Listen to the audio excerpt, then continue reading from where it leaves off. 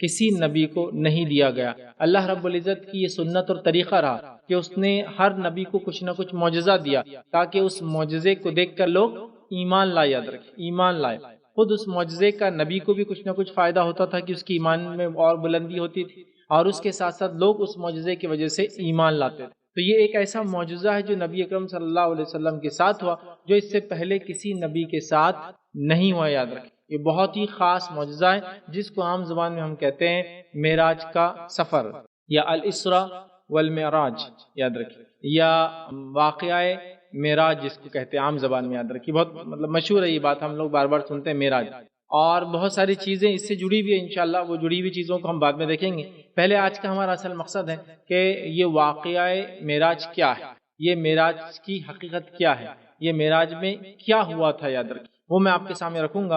اور جو کچھ بھی ہوا تھا یہ اپنے آپ میں سب سے منفرد چیز تھی، یاد رکھیے، اور اس سے پہلے کسی نبی کو یہ چیز عطا نہیں کی گئی، یاد رکھیے۔ اور وہ تھا نبی اکرم صلی اللہ علیہ وسلم کا رات کے ایک چھوٹے سے حصے میں مسجد حرام سے لے کر ایک سفر جو شروع ہوتا ہے، جو مسجد اقصی تک ہوتا ہے، بیت المقدس تک ہوتا ہے، پھر مسجد اقصی سے سفر آگے بڑھتا ہے اور آسمانوں میں ہوتا ہے، اور آسمانوں میں جا کے نبی اکرم صلی اللہ علیہ وسلم کو ایک بہت بڑا تحفہ عطا کیا جاتا ہے، اور اس کے بعد نبی اکرم صلی اللہ علیہ وسلم واپس آتے ہیں دنیا میں، اور رات کے اس کسی گھڑی یا کسی پل میں جا کے مکمل سفر کر کے واپس جو ہے مکہ میں جو ہے پہنچ جاتے ہیں، یاد رکھیں۔ تو اللہ رب العزت کی سنت کی نبیوں کو معجزہ دیتا تھا، آپ صلی اللہ علیہ وسلم کو ایک عجیب و غریب معجزہ اللہ رب العزت نے دیا، یاد رکھیے، اور اس کو قرآن کی زبان میں آیت کہتے ہیں، عام زبان میں ہم لوگ اس کو معجزہ کہتے ہیں، یاد رکھیے۔ تو یہ معراج جو ہے، یاد رکھیے، یہ بہت ہی بڑا معجزہ تھا، یاد رکھیے، بہت بڑا معجزہ۔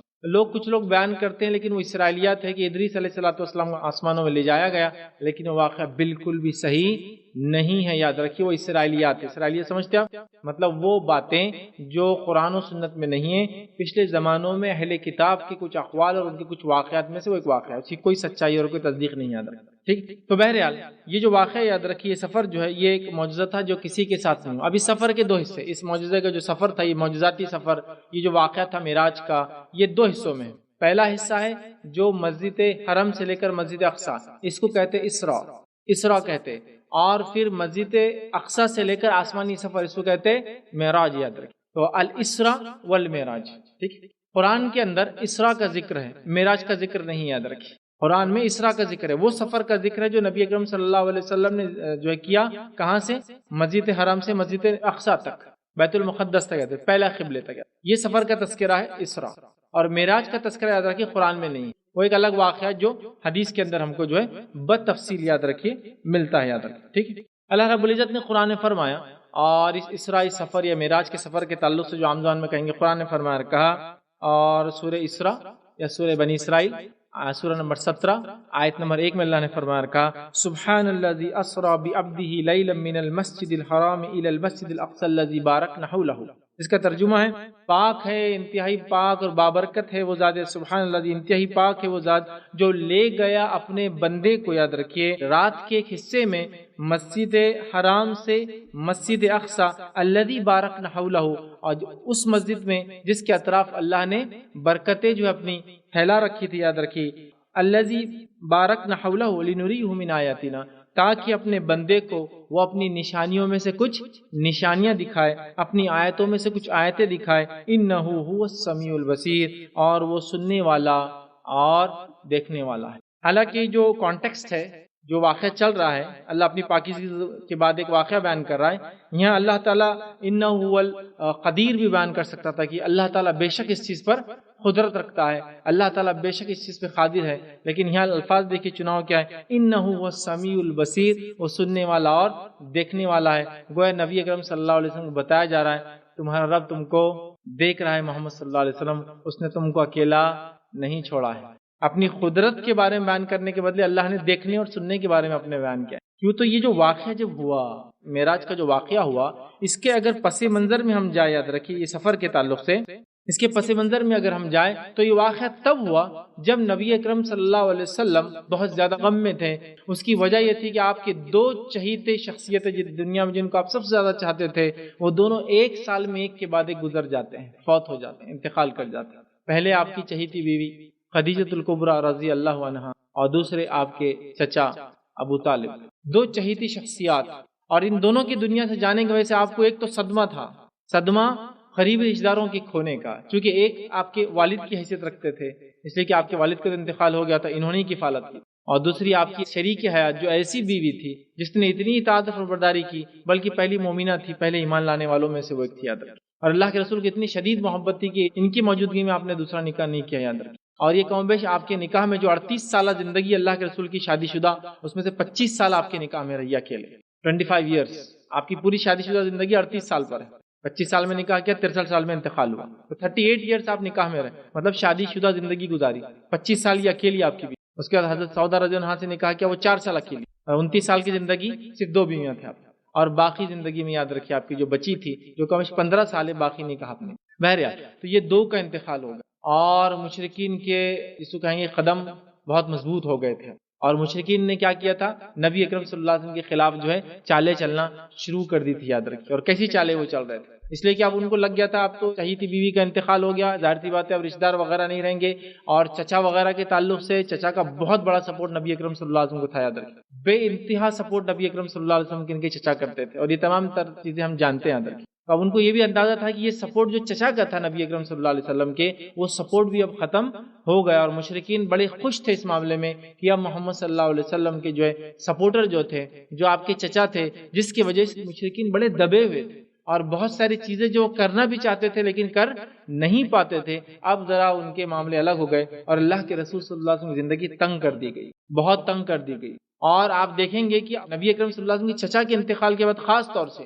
ہم دیکھتے ہیں مشرکین کے جو ہے حوصلے بہت زیادہ بلند ہو گئے تھے، اور اللہ کے رسول صلی اللہ علیہ وسلم ہر قسم کی تکلیفیں وہ بہت آسانی سے دے رہے تھے، اور اللہ کے رسول اتنے غم میں تھے کہ اس سال کو غم والا سال کہا گیا، کیا کہا گیا، عام الحزن کہا گیا، غم والا سال، یہ معنی نہیں کہ اللہ کے رسول نے ایک سال غم منایا دونوں کا، نہیں، معنی یہ کہ اللہ کے رسول اتنا یاد کرتے تھے ان لوگوں کو کہ اس سال کو چونکہ دو شخصیت ایسی چلے گی، عام الحزن کہہ دیا گیا، غم والا سال کہہ دیا گیا، یاد رکھیے، تو یہ ایک ایسا موقع تھا جو اللہ کے رسول صلی اللہ علیہ وسلم سب سے نیچے جا رہے تھے پریشانی کے اعتبار سے، ذہنی سکون کے اعتبار سے، تو اللہ تعالیٰ نے معراج کا سفر کرایا، اور کیا کہا، انہ هو السمیع البصیر، اللہ تعالیٰ سننے والا اور دیکھنے والا ہے، اللہ کے رسول کو اللہ بتا رہا ہے کہ ہم نے آپ کو یوں نہیں چھوڑ دیا، ہمیں آپ کے حالات کو دیکھ رہے ہیں، اسی لیے اس حالت میں جب آپ سب سے زیادہ اپنے آپ کو جو کمزور محسوس کرتے ہیں، آپ کے ساتھ سب سے بڑا واقعہ پیش آیا اور سب سے مضبوط واقعہ پیش آیا، جو ایک معجزے کے ساتھ ساتھ نبی کے لیے ایمان کی تقویت اور اس کی بلندی کے لیے ایک بہت زبردست چیز، سمجھ رہے بات، انبیاءوں کو ظاہر سی بات ہے جب ایسے معجزے وہ دیکھتے ہیں تو ان کا ایمان اور بلند ہو جاتا ہے، تو بلندی کے اعتبار سے یاد رکھیے یہ سب سے ایک جس کو کہیں گے سب سے بہترین واقعہ آپ کے ساتھ ہوا کہ اللہ رب العزت اے نبی آپ کو سن رہا ہے اور آپ کو دیکھ رہا ہے، تو بہرحال تو اللہ کے رسول صلی اللہ علیہ وسلم پس منظر یہ ہے کہ بہت ہی آپ حالات کے اعتبار سے بہت لو جا رہے تھے ایک طرح سے، اور مشرکین کے قدم بڑے مضبوط ہو رہے تھے، اللہ کے رسول کے مذاق اڑانا عام ہو چکا تھا، آپ کو ستانا اور تکلیف دینا عام ہو چکا تھا، ایسے وقت میں یاد رکھیے اللہ کے رسول صلی اللہ علیہ وسلم کو معراج کرائی گئی، یاد رکھیے۔ اب معراج کے تعلق سے یاد رکھیے تاریخ کے اعتبار سے واقعہ کب ہوا، معراج کا واقعہ کب ہوا، تو یاد رکھیے معراج کا واقعہ کب ہوا اس تعلق سے بہت مختلف رائے اور علماء کے اقوال ہیں، لیکن اتنی بات تو سبھی نے کہی ہے کہ یہ اللہ کے رسول صلی اللہ علیہ وسلم کی مکی زندگی میں بالکل آخر وقت ہوا، اور خاص طور سے آپ کی بیوی اور چچا کے انتقال کے بعد ہوا، یہ بات تو سب نے طے کی کہ یہ بالکل زندگی کے مکی زندگی کے آخری دور میں ہوا، اور ان دو شخصیت کے انتقال کے بعد ہی یہ واقعہ پیش آیا، اس سے پہلے نہیں آیا، لیکن اقوال کے اعتبار سے بہت سارے اقوال موجود ہیں، بہت ساری باتیں موجود ہیں، آئیے میں کچھ اقوال آپ کے سامنے رکھتا ہوں۔ پہلا قول ہے امام طبرانی لکھتے ہیں کہ جس سال نبی اکرم صلی اللہ علیہ وسلم کو نبوت ملی اسی سال معراج ہوئی، جس سال نبی اکرم صلی اللہ علیہ وسلم معراج ہوئی اسی سال یہ ہوا، ٹھیک ہے۔ دوسرا جس سال نبوت ملی اسی سال یہ واقعہ ہوا۔ دوسرا نبوت کے 5ویں سال یہ واقعہ ہوا، نبوت کے 5th ایئر 5ویں سال جو ہے یہ واقعہ ہوا، ٹھیک ہے، اور یہ امام نووی اور امام قرطبی کا قول ہے کہ امام آپ کی جو ہے نبی بننے کے 5th ایئر میں ہوا۔ تیسرا قول ہے یہ نبوت کے 10ویں سال جو ہے رجب کے مہینے میں، علامہ سلمان منصور پوری نے اس قول کو نقل کیا۔ چوتھا قول ہے ہجرت سے 16 مہینے پہلے 12 نبوی، ہجرت سے پہلے کے سالوں کو نبوی اور ہجرت کے بعد کو ہجری کہتے ہیں، ٹھیک ہے، تو 12 نبوی میں مطلب تقریباً 16 مہینے پہلے رمضان میں ہوا۔ پانچواں قول ہے ہجرت سے 14 مہینے پہلے 14 منتھ بیفور جس کو کہیں گے 13 نبوی میں محرم میں ہوا، اور چھٹا قول ہے ہجرت سے 12 مہینے پہلے 13 نبوی میں ربیع الاول میں ہوا۔ کتنے اقوال ہیں؟ نبوت کے سال، نبوت کے 5ویں سال، نبوت کے 10ویں سال جو ہے رجب میں، اس کے بعد ہجرت سے 16 مہینے پہلے، ٹھیک ہے، جو ہے رمضان میں، ہجرت سے 14 مہینے پہلے جو ہے محرم میں، اور ہجرت سے 12 مہینے پہلے ربیع الاول میں، ربیع الاول میں۔ اتنے قول موجود ہیں یہ معراج کب ہوئی اس کے تعلق سے۔ تو میں سمجھتا ہوں اتنے قول کی تعداد سے آپ سمجھ ہی گئے ہوں گے کہ اس کی کوئی تاریخ متعین نہیں کی جا سکتی ہے۔ یہ کئی اقوال ہیں، اور کسی نے بھی کسی اقوال کو ترجیح دے کے نہیں کہا کہ یہی ہوا، سب نے کہا اتنے اقوال بیان کی جاتے ہیں، لیکن ایک بات سبھی نے کہی، ہجرت سے پہلے اور ان دو شخصیت کے انتقال کے بعد، اس لیے کہ سورہ اسراء کی نزول اور اس کے حالات سے یہی بات پتہ چلتی ہے۔ تو پتہ چلا تاریخ میں کثیر اختلاف ہے۔ تاریخ کا کثیر اختلاف کی کب ہوئی ہے، معراج تو ہوئی، کب ہوئی ہے، میں سمجھتا ہوں آپ کو ایک پیغام ضرور دے رہا ہے کہ سلف صالحین کی نزدیک معراج کی کوئی تاریخ طے نہیں تھی، جس طرح سے انڈیا پاکستان والوں کے لیے ایک تاریخ طے ہے۔ یہ میں کلیئر کرنا چاہتا ہوں، یہ میں اپنی طرف سے نہیں رکھ رہا ہوں، یہ اقوال آپ کسی بھی تاریخی کتاب اٹھا لیں اور ائمہ کے اقوال پڑھ لیں، چاہے آپ کسی جماعت اور کسی مسلک سے تعلق رکھتے ہو۔ سمجھ رہے آپ بات کو؟ مطلب تاریخ امپورٹنٹ نہیں تھی، واقعہ امپورٹنٹ ہے۔ میں بتانا چاہ رہا ہوں لوگوں نے تاریخ کو پکڑ لیا اور واقعے کو بھول گئے، یا پھر کہیں گے تاریخ کو پکڑ لیا، رات کو پکڑ لیا اور تحفے کو بھول گئے۔ صحابہ نے تحفے کو پکڑ لیا تھا، تاریخ کو بھول گئے۔ اگر صحابہ کے نزدیک یہ رات کے ڈیٹ کی کوئی امپورٹنس ہوتی تو کیا اتنے اقوال موجود ہوتے؟ شب قدر کے تعلق سے میں آپ سے سوال کر دوں، کوئی بول سکتا ہے رمضان میں آتی، شعبان میں آتی، رجب میں آتی، ربیع الاول میں آتی، ذی القعدہ میں آتی، ذی الحجہ میں آتی، کوئی بول سکتا ہے؟ شب قدر میں بولتے ہی آپ بولیں گے رمضان کب، آخری عشرہ کب، تاخراتوں میں سے کوئی ایک رات، بغیر اس کے آپ سوچ سمجھے بولی ہے نا۔ لیکن کیونکہ صحابہ کو پتا تھا بڑی اہم راتیں بتا دی گئی تھی، لیکن معراج کی رات کی کوئی اہمیت نہیں تھی، واقعہ اپنے آپ میں اہم تھا، لیکن اس کی تاریخ اور چونکہ اس کو منانے جیسا کوئی ایونٹ نہیں تھا، لہذا صحابہ وہ تاریخ کو بھول گئے، انہوں نے یاد بھی نہیں رکھنا پسند کیا اس کو۔ اسی وجہ سے اتنے اقوال موجود ہیں، اور کسی نے بھی کسی اقوال کو ترجیح نہیں دی کہ میں سمجھتا ہوں یہ، لیکن سب نے کہا آخر دور میں ہجرت سے کچھ زمانہ پہلے یہ واقعہ ہوا، لیکن تاریخ کسی کو بھی یاد نہیں۔ یہ اس کی دلیل ہے کہ واقعے کی اہمیت ہے، تاریخ کی اہمیت نہیں ہے۔ جیسے ہم لوگوں نے تاریخ کی اہمیت کر لی، پھر ایک دن کو پکڑ لیتے ہیں اور اس رات کو کیا کرتے ہیں، شب معراج کی رات منائی جاتی ہے رت جگہ کر کے، نہیں صحابہ سے ثابت ہے۔ اس وجہ سے میں نے کہا پہلے ہم تاریخ دیکھ لیتے ہیں تو اس سے پتہ چل جائے گا کہ اس کی اہمیت کیا ہے، لیکن واقعہ بڑا اہمیت کا حامل ہے۔ چلیے آگے بڑھتے ہیں۔ اب معراج روحانی ہوئی یا جسمانی ہوئی، اس کو بھی ہم تھوڑا سا دیکھ لیتے ہیں، پھر آگے بڑھیں گے۔ مطلب معراج جو ہوئی یہ روحانی ہوئی یا جسم کے ساتھ ہوئی؟ تو دیکھیے معراج اگر جسمانی نہیں ہوئی تو پھر معراج رہی نہیں۔ پھر وجہ اس کی یہ ہے کہ روحانی یا خوابوں کے اعتبار سے تو ہر انسان کہیں تک بھی جا سکتا ہے۔ ایک آدمی سو گیا سمجھ لیجیے بالفرض، 2 گھنٹے میں جا کے جناب حج بھی کر کے آ گئے، نیند میں ہوتا ہے نا، ایسا کوئی خواب دیکھ لے انسان، اچھا خواب ہے یہ تمہارا، لیکن ہو سکتا ہے اگر وہ اٹھے نیند میں سے اور آپ بولے، وہ بولتا ارے میں ابھی خواب میں مکہ چلا گیا تھا، تو آپ کیا بولیں گے؟ ارے ہو ہی نہیں سکتا، خواب میں تو اچھا مکہ گئے تھے، میں تو مکہ بھی گیا تھا ایک بار، مدینہ بھی گیا تھا ایک بار، بیت المقدس بھی گیا تھا ایک بار، اور میں نے تو امریکہ بھی جا کے آ گیا ایک بار، میں تو فلاں بھی کر لیا۔ آپ اتنا بیان کریں گے تو اس میں کوئی تعجب خیز بات ہوگی؟ کوئی بولے کہ میں خواب میں جو ہے مکہ جا کے آ گیا 1 گھنٹے میں ایک نیند کی جھپکی لیا اور مجھے ایسا لگا کہ میں مدینہ جا کے آ گیا، یا میں نے فلاں کیا اور مجھے لگا میں اپنے والدین کے شہر جا کے آ گیا، آپ بولیں گے اس میں کیا نئی بات ہے؟ تو اگر معراج روحانی یا خواب کے ذریعے ہوتی تو کوئی معجزہ اور کوئی نئی بات تو تھی نہیں اس کے اندر، جس سے مشرکین بھڑک جاتے، مذاق اڑاتے اور بولتے تمہارا صاحب نعوذ باللہ اللہ کے رسول کو جو ہے ابوبکر صدیق کے پاس لوگ اور کہا دیکھو تمہارا ساتھی کیا بولتا ہے ابوبکر، پھر رات کے قصے میں یہ پتہ نہیں مسجد حرم سے نکل کر بیت المقدس جا کر وہاں سے آسمانی سفر کر کے واپس بھی آ گیا۔ سمجھ رہے بات؟ تعجب کی کیا بات تھی؟ جب روحانی معاملہ ہے تو خواب کے اعتبار سے تو انسان چٹکیوں میں کہیں تک ہی پہنچ جا سکتا ہے نہیں ہے؟ تو اس میں تو کوئی خاص بات نہیں کہ اس کو کوئی معجزہ ثابت کرنا چاہے، اس پہ کوئی کسی کا مذاق اڑائے۔ خواب میں تو بھائی کوئی کہیں بھی کتنی دیر میں بھی جا کے آ سکتا ہے۔ تو پتہ چلا معراج کیسی تھی؟ یہ جسمانی اور روحانی تھی، مطلب جسم اور روح کے ساتھ نبی اکرم صلی اللہ علیہ وسلم نے سفر کیا تھا۔ اب ایک اور اشکال، بہت سے لوگ ہوتے ارے یہ کیسے ممکن ہے یار کہ اسپیس میں کوئی چلا جائے اور جا کے آسمانوں کا سفر کر کے آ جائے؟ دیکھیے جس نے اسپیس بنایا اس ذات کے لیے کوئی بھی چیز ممکن ہے، یاد رکھیے اللہ نے کرایا نا یہ سفر، اللہ نے کرایا اس لیے ممکن ہے۔ بہت سارے لوگ ہوتے ہیں جو پڑھے لکھے ہوتے ہیں، پڑھے لکھے ہونا اچھی بات ہے، لیکن انبیاء یہ معجزے جو ہے نا یہ ہماری عقلوں سے اونچے ہوتے ہیں، یہ ریشنل مائنڈ پر آپ اس کو نہیں کر سکتے، کیونکہ اللہ رب العزت یہ ایسا معجزہ انبیاء کو دیتا ہے تاکہ ان کی نبوت کو ثابت کرے، یاد رکھیں۔ سمجھ رہے بات؟ تو لہٰذا اس بات کو سمجھنے کی ضرورت ہے اللہ تعالیٰ نے کائنات بنائی ہے اور وہ اپنے انبیاء میں سے جس کے ساتھ جاتا ہے کر سکتا ہے، نبی کو کوئی ضرورت نہیں۔ پہلی چیز یہ جسمانی اور روحانی طور سے ہوا۔ اس کی پہلی دلیل کیا ہے کہ اللہ نے سبحان الذی تعجب کا صیغہ استعمال کیا، سبحان الذی، پاک ہے وہ ذات، تعجب، تعجب خواب کے ذریعے تو کوئی کہیں بھی جا سکتا ہے، اس میں کوئی تعجب نہیں، یہ جسم کا تھا۔ دوسری چیز جو ہے اپنے بندے کا لفظ استعمال کیا، بعبدہ، اپنے بندے کو لے گیا، اور بندہ انسان تبھی ہوتا جب جسم اور روح دونوں ہوں، سمجھ آپ؟ تو دوسری چیز۔ تیسری چیز، کفار نے اس واقعے کا انکار کیا، اگر خواب میں دیکھا ہوتا تو خواب میں تو کچھ بھی دیکھا جا سکتا، تو انکار کی ضرورت ہی نہیں تھی کافروں کی، کافر نے انکار کیا نا، بولا ارے ایسا کیسا ہو سکتا ہے، تو ہی نہیں سکتا، تو کفار کا انکار دلیل ہے یہ واقعہ جسمانی تھا۔ چوتھی چیز یاد رکھیے، بیت المقدس کے تعلق سے کفاروں نے جو سوال کیے اور اللہ کے رسول نے جو جواب دیے، نبی اکرم صلی اللہ علیہ وسلم نے کہا میرے سامنے بیت المقدس کو پیش کیا گیا اور اللہ کے رسول ہاں یہ ہے، ہاں یہ ہے، یہ بتاتے۔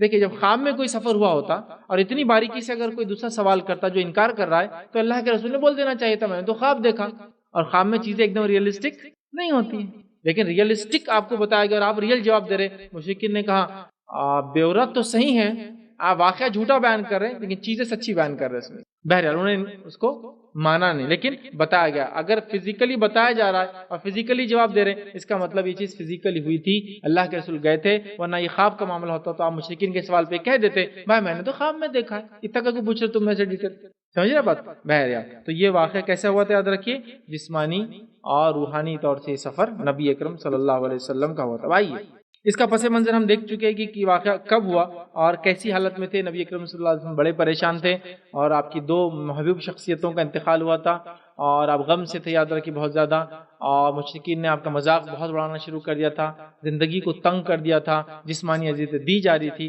اللہ نے سفر کرا کے بتا دیا اے نبی آپ سے ہم شدید محبت کرتے ہیں اور آپ کا ہم بڑا خیال رکھتے ہیں، آپ کے تعلق سے بڑا دھیان رکھتے ہیں، اور آپ کو ایک ایسی چیز بتا دی گئی کیونکہ ایک بڑے مشن کے لیے آپ کو اگلا تیار کرنا تھا۔ اب یہ جو واقعہ ہے معراج کا یاد رکھیے، معراج کا واقعہ کم و بیش 30 صحابہ سے یہ ہم تک پہنچایا تھا کہ 30 صحابہ نے اس کو روایت کیا مختلف، جس کے اندر اگر روایتوں کو اور ڈیٹیل میں جاؤ تو 27 مرد ہیں اور 3 عورتیں ہیں جنہوں نے ان واقعات کو بیان کیا یاد رکھیے۔ اب اس واقعے کو جب میں آپ کے سامنے رکھوں گا یاد رکھیے تو میں اس کو ایک کڑی بنا دوں گا، تو میں آپ کو حوالے نہیں دے سکتا کہ یہ حوالہ یہاں ہے، لیکن اگر میں آپ کو حوالے دیتے چلوں گا اور ہر حوالے کو ہم دیکھیں گے تو اس حوالے میں ہم پھر اصل ایونٹ سے بھٹک کے ادھر چلے جائیں گے، کیونکہ اس حوالے میں بہت ساری اور بھی باتیں رہیں گی، حدیث کا حوالہ دوں گا، یہ حدیث میں اتنی ساری باتیں ہیں 4-5 چیزیں، تو ظاہر سی بات ہے ہم ادھر چلے جائیں گے۔ تو اب چونکہ ہم کو ایک واقعہ سننا ہے اور مجھے کڑیوں کو جوڑنا ہے، 1 کڑی 2 کڑی 3 کڑی 4 کڑی، 1 سٹیپ 2 سٹیپ، تو چونکہ مجھے ایک واقعے کی شکل دینا ہے تو میں واقعہ بیان کروں گا صرف،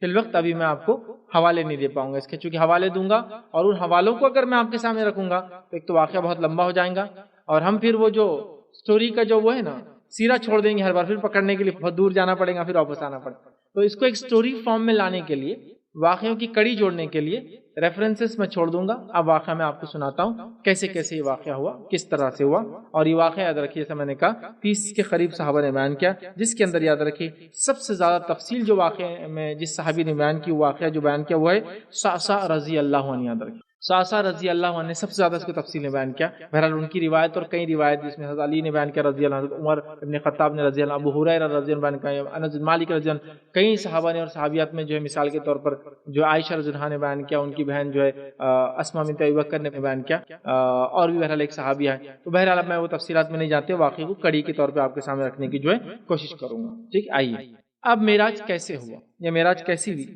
پہلی چیز نبی اکرم صلی اللہ علیہ وسلم فرماتے ہیں، اور روایتوں میں کبھی کبھی اختلاف ہوتا ہے، ایک جگہ ایک بات ہوتی ہے، ایک جگہ ایک بات ہوتی ہو سکتا ہے دونوں ہوئی ہو ایک ساتھ، تو میں دونوں رکھتے بڑھتا جاؤں گا، سمجھا؟ دونوں رکھتے۔ آئیے پہلا نبی اکرم صلی اللہ علیہ وسلم بیان کرتے ہیں، جو ہم شروعات سے اب تسلسل جوڑ رہے ہیں، ریفرنس میں نہیں دے رہا ہوں، حوالے نہیں دوں گا، میں اب کڑیاں جوڑتے چلا جا رہا ہوں۔ نبی اکرم صلی اللہ علیہ وسلم فرماتے ہیں میں رات میں جو حتیم میں سویا ہوا تھا، یا بعض روایت میں آتا ہے کہ میں اس واقعے کے وقت جو ہے اپنے حجرے میں لیٹا ہوا تھا، ایک اس میں آتا ہے میں حتیم میں تھا، حتیم سمجھتے آپ؟ کعبے کے بازو کا حصہ، جو گول دیوار ہے کعبے کے بازو، وہ پہلے کعبے کا حصہ تھا، مشرکین مکہ نے جب کعبے کو دوبارہ تعمیر کیا، پیسے کم پڑ گیا تو اس کو چھوٹا کر دیا تھا، تو کعبہ ریکٹینگل تھا، انہوں نے اس کو اسکوائر کر دیا۔ بہرحال کہتے ہیں کہ میں حتیم میں تھا یا میں اپنے گھر میں حجرے میں لیٹا ہوا تھا، اور آنے والے ایک فرشتہ میرے پاس آیا، اچانک میرے گھر کی چھت اپنی جگہ سے ہٹ گئی اور جبرائیل اترے۔ ایک فرشتہ میرے پاس آیا اور میرے گھر کی چھت ہٹ گئی، پھٹ گئی، ٹھیک ہے، یا سرک گئی، اور جبرائیل علیہ السلام اس میں سے جو اتر کر آئے۔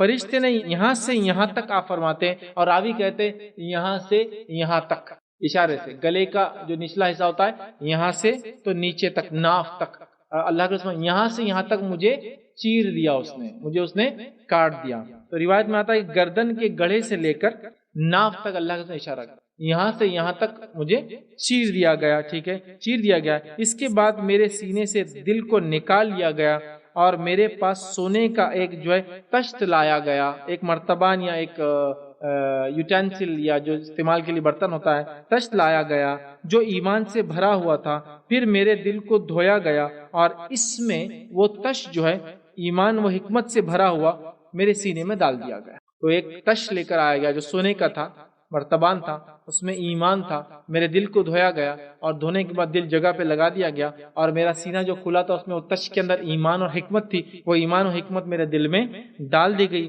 اور واپس سینے میں رکھ دیا گیا، میرا دل واپس سینے میں رکھ دیا گیا. ایک دوسری روایت میں ہے کہ پھر میرے پیٹ کے اندرونی حصے کو آب زمزم سے دھویا گیا. ایک میں تو ہے دل، ایک روایت میں ہے کہ میرے پیٹ کے دیگر حصے بھی نکالے گئے اور انہیں آب زمزم سے دھویا گیا. ٹھیک ہے، اور اسے ایمان و حکمت سے بھر دیا گیا اور اسے جو ہے شق صدر کا واقعہ ہم کہتے ہیں، سینے کے چاک کرنے کا. اور یہ واقعہ نبی اکرم صلی اللہ علیہ وسلم زندگی میں 2 بار تو آتا ہے، صحیح روایت تو ثابت ہے. پہلی بار کب ہوا؟ جب آپ چھوٹے تھے، دائی حلیمہ کے پاس تھے. اور یہی واقعہ جب ہوا اور بچوں میں بات پھیل گئی کہ محمد مار دیے گئے، کیونکہ فرشتے نے جب دل چیرا تو کچھ بچوں نے دیکھ لیا تھا. دائی حلیمہ ڈر گئی اور کہا یہ تو قریش کے ولی عہد ہیں، اللہ کے رسول قریش کے ہونے والے لیڈر تھے. وہ ڈر گئی کہ کچھ ہو جائے گا تو میرے پہ تو پورا قریش قبیلہ ٹوٹ پڑے گا. اللہ کے رسول کا ادباً کہا کہ بچے کے ساتھ بڑی انہونی گھٹنائیں ہوتی ہے، میں اس بچے کو نہیں رکھ سکتی، واپس کر دیا. یہ اس واقعے کے بعد بھی تو پہلا بچپن میں طے ہے. سیکنڈ اب ہو رہا ہے شق صدر، شق چیرنے کو کہتے ہیں، صدر سینے. چل یہ واقعہ ہو گیا تک، یہ دوسری بار تھا. اس کے بعد یاد رکھیں نبی اکرم صلی اللہ علیہ وسلم فرماتے ہیں کہ اس کے بعد میرے پاس ایک ایسا جانور لایا گیا جو خچر سے کچھ چھوٹا اور گدھے سے کچھ بڑا تھا. خچر سے چھوٹا، خچر سمجھتے نا، وہ گھوڑے سے چھوٹا ہوتا ہے. خچر گھوڑے سے چھوٹا ہوتا ہے اور وہ کراس بریڈ ہے ڈونکی کی اور ہارس کی. ٹھیک ہے، بہرحال خچر گھوڑے سے چھوٹا ہوتا ہے اور گدھا خچر سے چھوٹا ہوتا ہے. تو آپ صلی اللہ علیہ وسلم فرما رہے مجھے گدھے سے بڑا اور خچر سے چھوٹا ایک جانور میرے پاس لایا گیا جو خچر سے کچھ چھوٹا اور گدھے سے کچھ اونچا تھا. اس کا رنگ سفید تھا اور اس کا نام براق تھا. اس کا نام براق تھا. وہ اپنا قدم وہاں رکھتا جہاں اس کی نگاہ آخری حد تک پہنچتی. مطلب اس کی رفتار اتنی تھی جب وہ چلتا کہ ایک قدم کا جو اگلا قدم وہ رکھتا وہاں رکھتا جہاں نگاہ جاتی ہے. نگاہ کہاں تک جاتی ہے؟ آپ کھڑ رہی ہے تو آسمان کے ستارے دیکھ سکتے ہیں آپ. اس کی نگاہ جہاں جاتی تھی پہلے قدم کا دوسرا قدم وہاں رکھتا تھا. مطلب جیسے کہ انسان کی نگاہ ستاروں تک جاتی ہے اور ہم سب جانتے ستارے کتنے دور ہیں، انلمیٹڈ، مطلب اس تک ہم پہنچ نہیں سکتے کبھی. تو وہ اگلا قدم وہاں رکھتا جہاں تک نظریں جاتی تھی. اس کی رفتار یہ تھی. تو براق تھا، وہ اپنا قدم وہاں رکھتا جہاں اس کی نگاہ کی آخری حد ہوتی تھی. مجھے اس جانور پر سوار کیا گیا. براق کو زین کس کر اور لگام لگا کر لایا گیا تھا. براق کے اوپر زین سمجھتے نا، جس پہ آپ بیٹھتا ہے انسان، زین کس کر اور لگام لگا کر لایا گیا تھا. جب میں نے اس پر سوار ہونا چاہا تو وہ مچلنے لگا، وہ ہلچل کرنے لگا، مچلنے لگا اور اس پر بیٹھنا دشوار ہونے لگا. جبرائیل علیہ السلام نے کہا اے براق، تجھ پر اللہ کے یہاں اس شخص سے زیادہ معزز کوئی ہستی آج تک سوار نہیں ہوئی.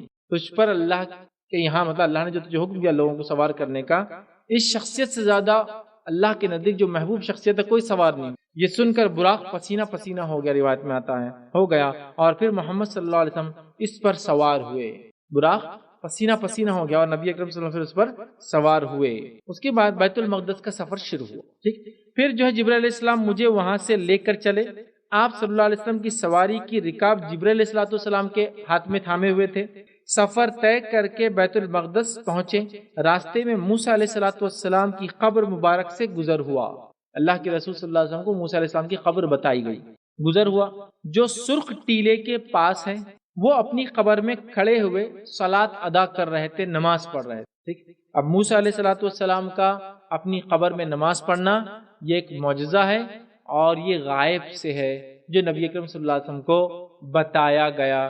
لہٰذا کوئی اس واقعے سے لے کر کسی غیر نبی کو یا امتیوں میں سے کسی کو شامل نہ کر دے کہ وہ بھی اپنی قبروں میں نماز پڑھتے، ایسا ثابت نہیں. یہ صرف اس جلیل القدر نبی کی خصوصیت ہے، اور ان کی کئی اور بھی خصوصیت آپ سب جانتے ہیں. نبی اکرم صلی اللہ علیہ وسلم کے زمانے میں صحابہ اور یہودیوں میں جھگڑا ہو گیا، دونوں بولنے لگے ہمارا نبی افضل، ہمارا نبی افضل. نبی اکرم صلی اللہ علیہ وسلم نے فرمایا خاص طور سے موسیٰ علیہ السلام کے بارے میں کہا کہ میرا اور موسیٰ کا موازنہ مت کیا کرو، کمپیریزن مت کیا کرو، کیونکہ روز قیامت جب سب بے ہوش ہو جائیں گے، لمبے عرصے کوئی زندہ نہیں رہیں گا، ہر چیز ختم ہو جائیں گی، اور اس کے بعد جب اٹھیں گے بے ہوشی سے اور میں سب سے پہلے اٹھوں گا اور اللہ کے عرش کے قریب جاؤں گا تو کیا دیکھوں گا کہ موسیٰ مجھ سے پہلے عرش کو پکڑ کے کھڑے ہیں۔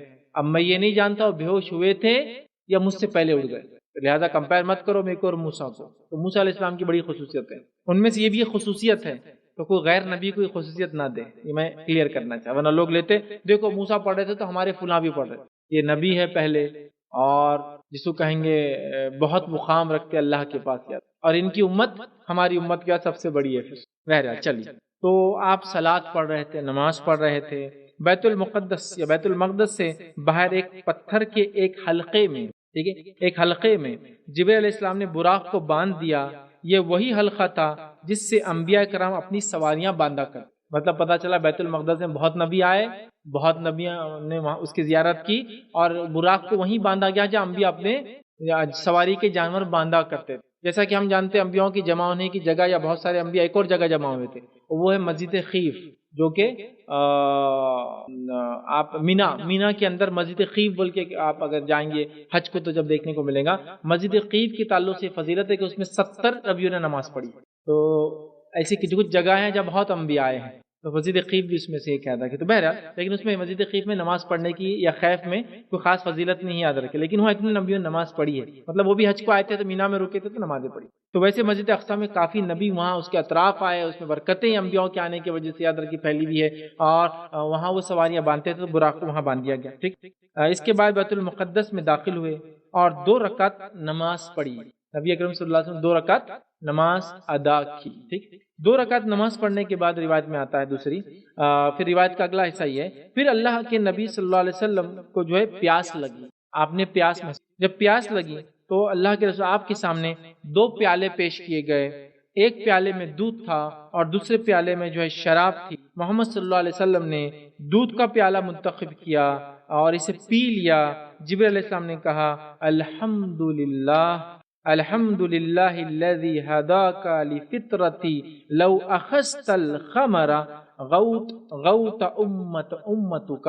جبرائیل علیہ السلام نے کہا الحمدللہ آپ نے بالکل فطری عمل کیا کہ دودھ پیا، اگر آپ شراب پی لیتے تو آپ کی امت گمراہ ہو جاتی۔ اب کوئی سوال کریں گا اس میں کیا خاص بات تھی کہ دودھ اور شراب دی گئی اور آپ نے دودھ پیا، اس میں کیا خاص بات تھی؟ سب کو معلوم شراب حرام ہے، لیکن واقعہ کب کا ہے؟ شراب حرام ہونے سے پہلے کا ہے۔ شراب تو حرام مدینے میں ہوئی نا، مکہ میں تو حلال تھی، مکہ میں بھی لوگ پیتے تھے، مدینہ میں بھی کتنے دن تک پیتے رہے نا، اس کے بعد مدینے کے اندر شراب حرام ہوئی ایک لمبے عرصے کے بعد، ابھی شراب حرام نہیں ہوئی تھی، تب بھی اللہ کے رسول نے فطری عمل کو چنا اور دودھ کو پیا، کہا الحمدللہ آپ نے فطری کام کیا، فطرت میں سے یاد رکھیے، لہٰذا اگر آپ شراب پی لیتے تو آپ کی امت گمراہ ہو جاتی۔ بہرحال آئیے جبرائیل علیہ السلام پھر آپ سے فرماتے ہیں مجھے لے کر آسمانی دنیا کی طرف پہنچے۔ اب روایت میں اختلاف ہے کہ انبیاء کو نماز ابھی پڑھائی یا بعد میں پڑھائی، لیکن میں نے اس کو زیادہ بہتر سمجھا بعد والی روایت پہلی والی، اس لیے میں بعد میں رکھوں گا واقعہ نماز کا، ٹھیک۔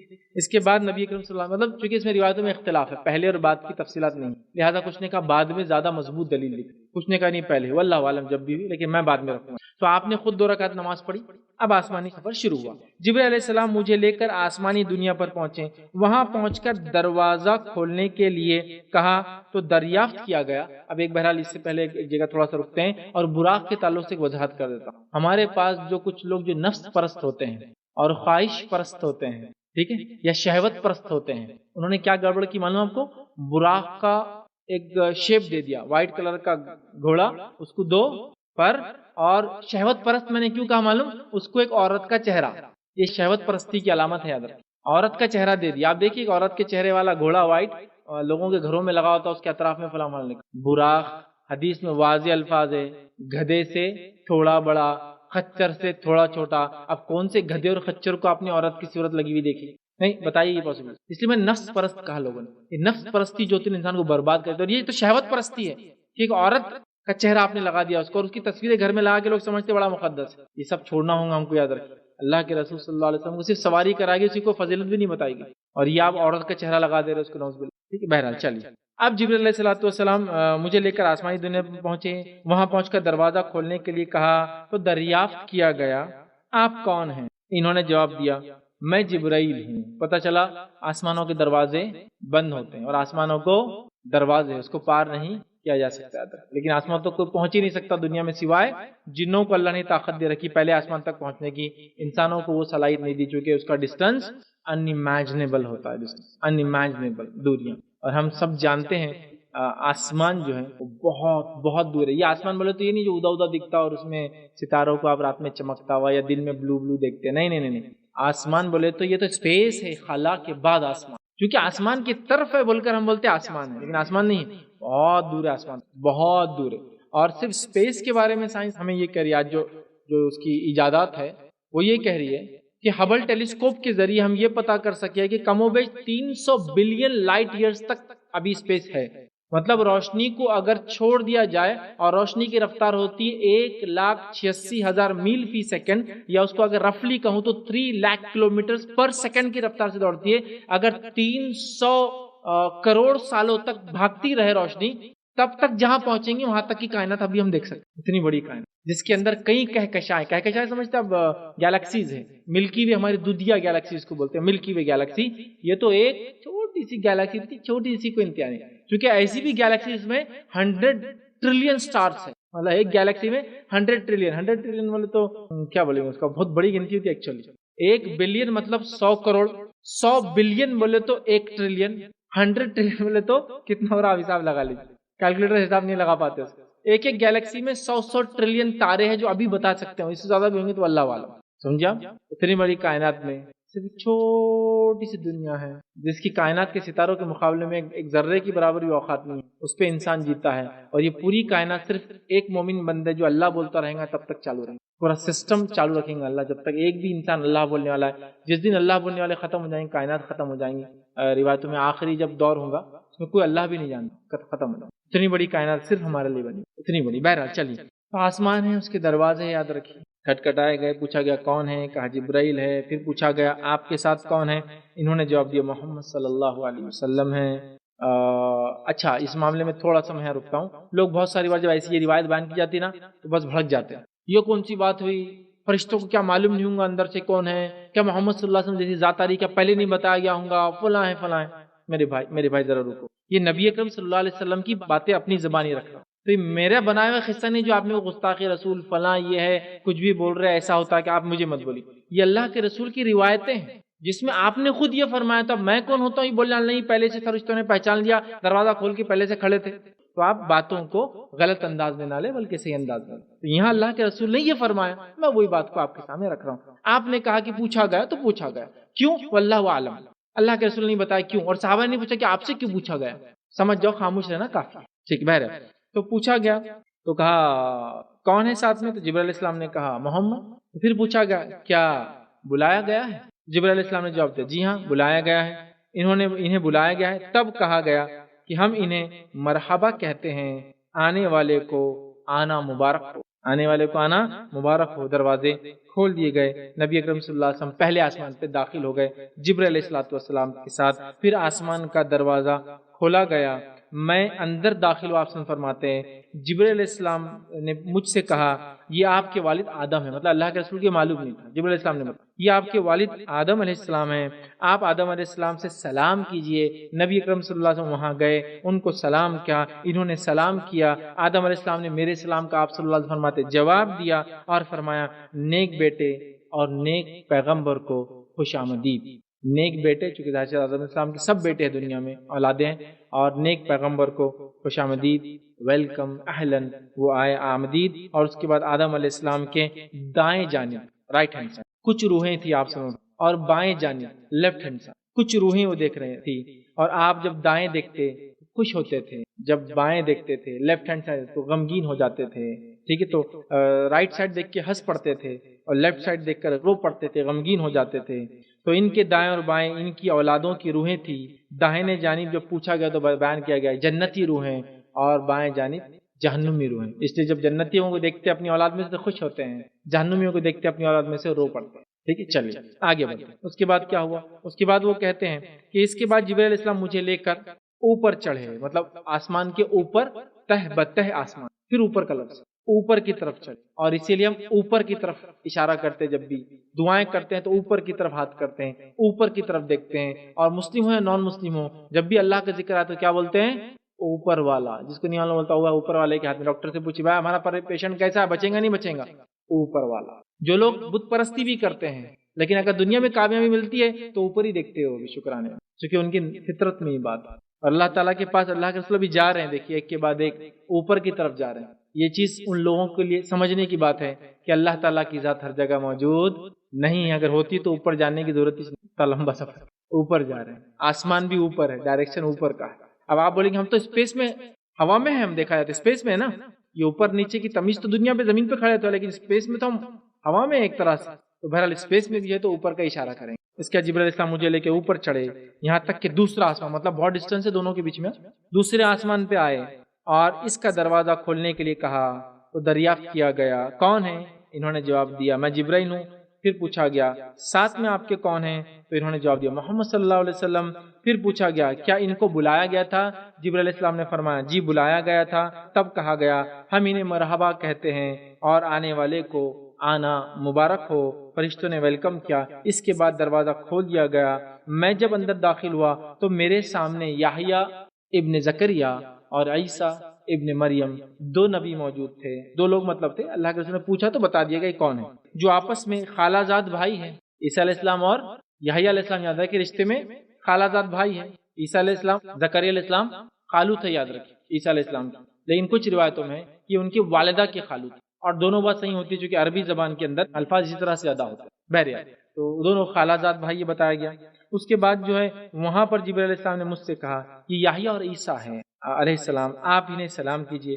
میں نے ان دونوں کو سلام کیا تو دونوں نے میرے سلام کا جواب دیا۔ پھر ان دونوں نے کہا ہم لوگ اپنے نیک بھائی اور نیک نبی کو خوش آمدید کہتے ہیں۔ اب انہوں نے بھائی کا لفظ استعمال کیا، آدم علیہ السلام نے بیٹے کا لفظ استعمال کیا، نیک بھائی اور نیک نبی کو خوش آمدید ویلکم کرتے ہیں۔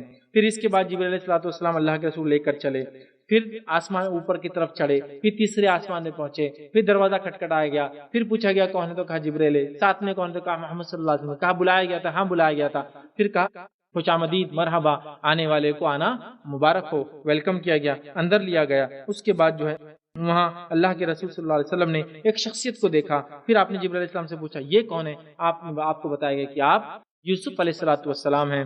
اس کے بعد جبرائیل علیہ السلام نے کہا کہ یوسف ہے، اے محمد صلی اللہ علیہ وسلم ان کو سلام کیجئے۔ تو یوسف علیہ السلام کو نبی اکرم صلی اللہ علیہ وسلم نے سلام کیا، انہوں نے جواب دیا، پھر کہا نیک بھائی اور نیک نبی کو آنا خوش آمدید مرحبا، ویلکم آئے ہو۔ جو اللہ کے رسول صلی اللہ علیہ وسلم فرما رہے یوسف علیہ السلام وہ شخص ہیں جنہیں اللہ تعالیٰ نے دنیا کا آدھا حسن عطا کیا تھا، آدھا حسن، ہاف دا بیوٹی ان کو ملی تھی دنیا میں۔ دنیا کی خوبصورتی کو اگر دو حصوں میں تقسیم کیا جائے تو ایک یوسف کی اور باقی پوری دنیا کی، سمجھ رہا؟ اتنے زیادہ خوبصورت تھے، یاد رکھیں اتنے زیادہ خوبصورت تھے۔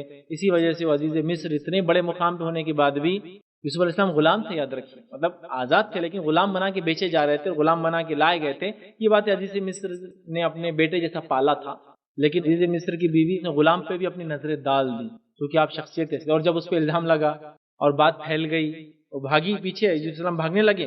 اب جب وہ دروازے سے باہر نکلے تو عزیز مصر سامنے کھڑا تھا، پبلک بھی کھڑی تھی، اس کی گارڈ وغیرہ، بات پھیل گئی بڑے بڑے لوگوں میں، مالدار لوگوں میں، کہ عزیز مصر کی بیوی غلام پہ نظریں ڈالتی، تو اس کو بہت غیرت آئی، اس نے کیا کیا پوروں کو بلا لیا، قرآن واقعہ ہے وہ، سب کو بلا لیا، عورتوں آ جاؤ، پوری عورتیں آ کے جمع ہو گئی، سب کچھ سبزیاں دے دی، چوریاں دے دی، آپ کاٹتے رہو، اور یوسف سے کہا نکل کے چلے جاؤ ادھر سے ادھر۔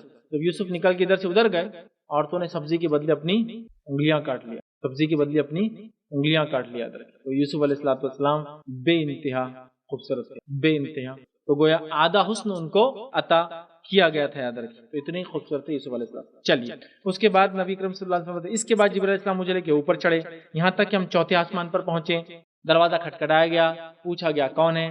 کہا جبرائیل ہے۔ کہا ساتھ کون ہے؟ تو کہا محمد صلی اللہ علیہ وسلم ہے۔ کہا کیا بلایا گیا تھا؟ تو کہا بلایا گیا تھا۔ دروازہ کھولا گیا، خوش آمدید کہا گیا، آنا ویلکم کیا، فرشتوں نے کہا کہ مرحبا جو ہے اور آپ کا آنا اس آسمان پہ مبارک ہو۔ پھر آسمان کا دروازہ کھولا گیا، وہ اندر داخل ہوئے، اور سامنے جو ہے چوتھے آسمان پر جو ہے ایک شخصیت اللہ کے رسول صلی اللہ علیہ وسلم دیکھی، پوچھا گیا یہ کون ہے؟ تو بتایا گیا یہ ادریس علیہ السلام ہے، یاد رکھے۔ اور اللہ کے رسول سے جبرائیل جبرائیل علیہ السلام نے کہا آپ ان کو سلام کیجئے. نبی اکرم صلی اللہ علیہ وسلم نے سلام کیا تو انہوں نے میرے سلام کا جواب دیا اور کہا نیک بھائی اور نیک نبی کو مرحبا. نیک بھائی اور نیک نبی کو مرحبا. دیکھیں اس روایت میں ادریس علیہ السلام چوتھے آسمان پر ہیں، اور اسرائیلیت میں بھی ایک واقعہ تھا کہ چوتھے آسمان پر ان کی موت ہوئی تھی، لیکن وہ روایت صحیح نہیں ہے. تو بہرحال جو روایتیں آتی ہیں وہ اسرائیلیات ہے، اس کی کوئی حقیقت نہیں یاد رکھے، لیکن یہ بات تو ہے کہ وہ چوتھے آسمان پر ادریس علیہ السلام کو اللہ کے رسول نے دیکھا. ہو سکتا ہے اسرائیلیات میں کچھ باتیں انبیاءوں کے ذریعے وغیرہ وغیرہ پہلے زمانے میں گئی ہو، لیکن انہوں نے اس میں خلط ملط کر دیا. بہرحال چلیے، تو جبرائیل علیہ السلام نے وہاں ملاقات کروائی اور انہوں نے ان کو ویلکم کیا، اور اس کے بعد اللہ کے رسول صلی اللہ علیہ وسلم وہاں سے 5ویں آسمان کی طرف چڑھے، یہاں تک کہ وہاں پہنچ گئے. پھر وہی دروازہ کھٹکھٹایا گیا، پوچھا گیا کون ہے، کہا جبرائیل ہے. کہا ساتھ کون ہے، محمد صلی اللہ علیہ وسلم. کا اجازت تھی، تو کہاں اجازت تھی. فرشتوں نے ویلکم کیا، دروازہ کھولا اور کہا خوش آمدید، آنا مبارک ہو. ٹھیک ہے، اور اس کے بعد اللہ کے رسول صلی اللہ علیہ وسلم اندر داخل ہوئے، اور اندر داخل ہونے کے بعد آپ نے ایک شخصیت کو دیکھا. پوچھا یہ کون ہے جبرائیل، تو بتایا گیا یہ ہارون علیہ السلام ہے، جو موسیٰ علیہ السلام کے بڑے بھائی تھے. ہارون علیہ السلام ہے. آپ کو کہا گیا کہ اللہ کے رسول ہارون کو علیہ السلام کو سلام کیجیے. آپ نے سلام کیا، انہوں نے جواب دیا اور سلام کا جواب دیا اور کہا نیک بھائی اور نیک نبی کو آنا مرحبا، مبارک ہو یہاں آنا، مرحبا، ویلکم. اس کے بعد جبرائیل علیہ السلام آپ کو لے کر وہاں سے جو اوپر چڑھے، یہاں تک کہ اگلے آسمان پر جو ہے پہنچ گیا. یاد رکھے، اور یہ چھٹا آسمان ہے. چھٹے آسمان میں پہنچ کے دروازہ کھولنے کے لیے بولا گیا، دروازہ کھولا گیا. پورے سوالات ویسی ہوئی، کون ہے جبرائیل ہے، ساتھ میں کون ہے محمد صلی اللہ علیہ وسلم، کیا اجازت ملی تھی، کہاں اجازت ملی ہے. دروازہ کھولا گیا، کہا مرحبا، ویلکم، جو ہے آنا آپ کا جو ہے آنے والے کو مبارک ہو. اس کے بعد آپ آگے گئے اور وہاں جانے کے بعد آپ نے ایک شخص کو دیکھا. پوچھا گیا یہ کون ہے، تو کہا یہ موسیٰ علیہ السلام ہے. اور موسیٰ علیہ السلام کو جبرائیل علیہ السلام نے کہا کہ اے محمد صلی اللہ علیہ وسلم سلام کیجیے. آپ نے سلام کیا. موسیٰ علیہ السلام نے آپ کو ویلکم کیا، یاد رکھیے سلام کا جواب دیا. اور موسیٰ علیہ السلام نے جواب دیا اور کہا نیک بھائی اور نیک نبی کو آنا مبارک ہو. جب میں وہاں سے آگے بڑھا تو موسیٰ علیہ السلام رونے لگے. موسیٰ علیہ السلام رونے لگے. ان سے دریافت کیا گیا کہ آپ کیوں روتے ہیں، تو آپ نے فرمایا اور کہا میرے رونے کی وجہ یہ ہے کہ ایک نوجوان میرے بعد نبی بن کر آیا، بھیجا گیا، لیکن جنت میں داخل ہونے والے ان کی امتیوں کی تعداد میرے امتیوں سے زیادہ ہوں گی، تو اس بات پر میں رو پڑا. لیکن یہ حسد کی وجہ سے نہیں، یاد رکھیں، حسد کی وجہ سے، بلکہ ہر نبی چاہتا تھا کہ اس کی امتی جنت میں، اس وجہ سے وہ رو کہ میرے امتیوں نے میرے بعد میرا دین چھوڑ دیا. اور یہ آخری نبی ہے، حسد سے نہیں، بلکہ یہ صرف اور صرف اپنی امت کی وجہ سے، ان کی حرکتوں کی وجہ سے آپ رو رہے ہیں کہ انہوں نے مجھے چھوڑا. بہرحال آئیے اس کے بعد آپ آگے بڑھے، 7ویں آسمان پہ پہنچے. دروازے کھٹکھٹایا گیا، پوچھا گیا کون ہے، جواب دیا گیا جبرائیل علیہ السلام ہے. پوچھا گیا ساتھ کون ہے، تو کہا محمد صلی اللہ علیہ وسلم. کیا پوچھا گیا کیا اجازت ملی تھی، کہاں اجازت ملی ہے. فرشتوں نے ویلکم کیا، مرحبا کہتے ہوئے دروازہ کھولا اور آپ کا آنا مبارک ہے، یہ الفاظ کہے. اس کے بعد آپ 7ویں آسمان پہ گئے اور وہاں آپ نے دیکھا کہ وہاں ابراہیم علیہ السلام، وہاں ایک شخصیت تھی بزرگ. آپ صلی اللہ علیہ وسلم نے پوچھا جبرائیل علیہ السلام سے کہ یہ کون ہے، تو آپ نے بتایا کہ آپ کے دادا ابراہیم علیہ السلام، آپ کے جد.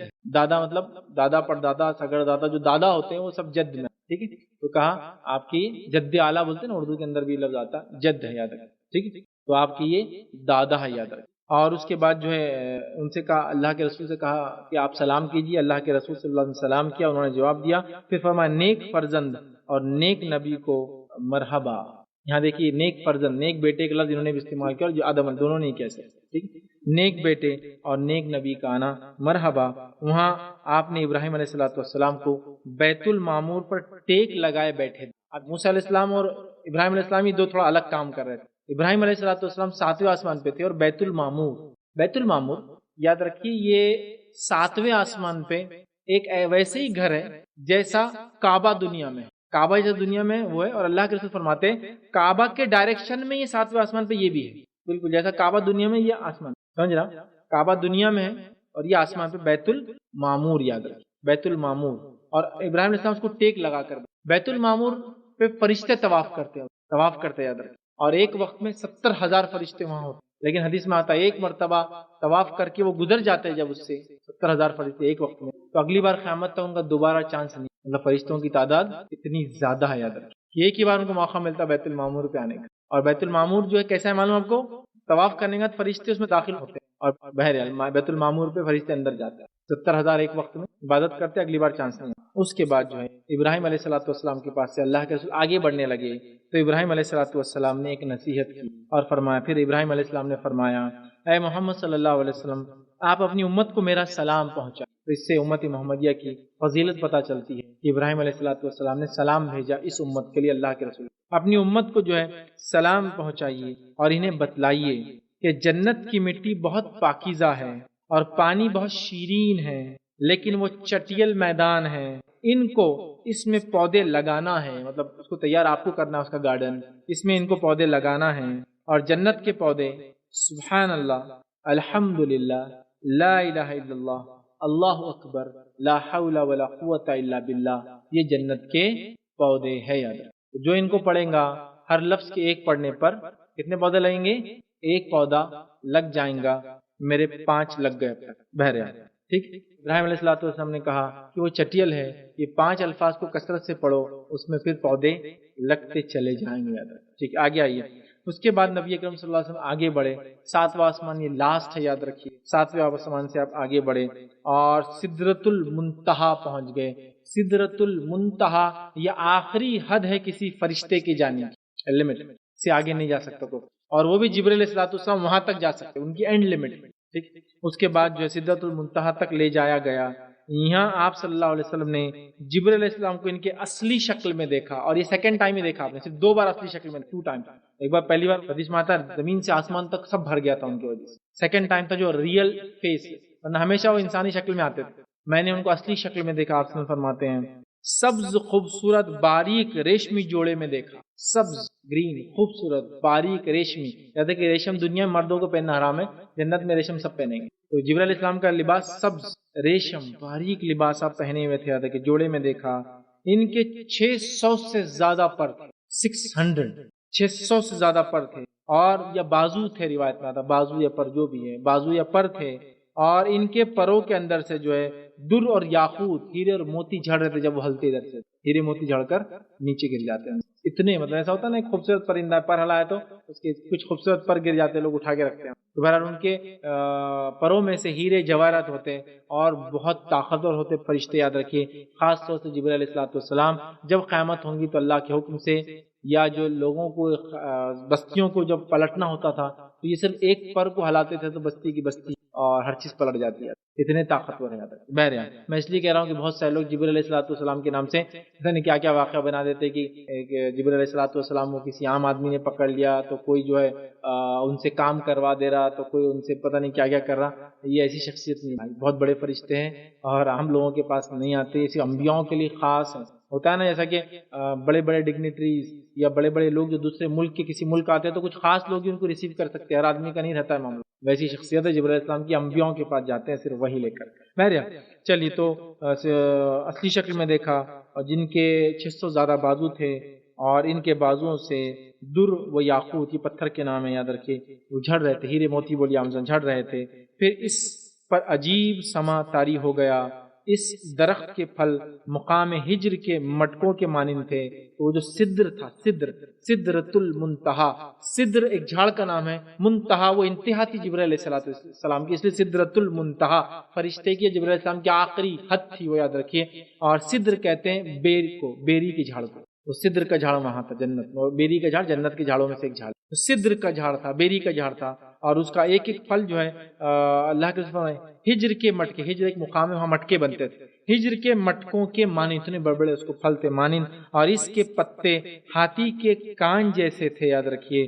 جبرائیل علیہ السلام نے بتایا یہ سدرۃ المنتہا ہے، وہاں 4 نہریں بھی تھی، 2 نہریں باطنی، 2 نہریں ظاہری تھی۔ جب میں نے دریافت کیا جبرائیل یہ کیا ہے، انہوں نے فرمایا یہ 2 باطنی نہریں جنت کی نہریں ہیں، جنت میں جاتی ہیں، نہر پانی، دودھ، شہد، جنت میں جانے والی، اور 2 ظاہری نہریں ہیں، جو ایک نیل اور دوسری فرات، یوفریٹ جو عراق سے بہتی ایک ندی، اور دوسری نیل جو مصر کے اندر جو ہے بہتی ہے۔